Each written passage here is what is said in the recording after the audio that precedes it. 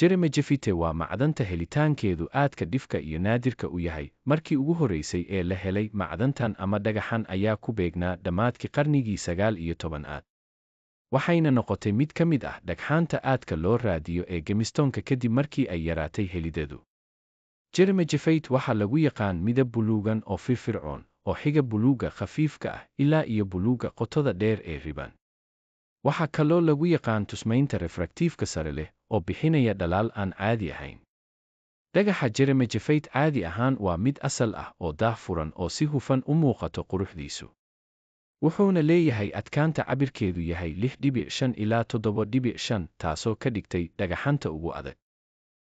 Dhagaxa gemstone wuxuu leeyahay dhalaal vitreous ah iyo cuf isjiidad gaaraya 3.8.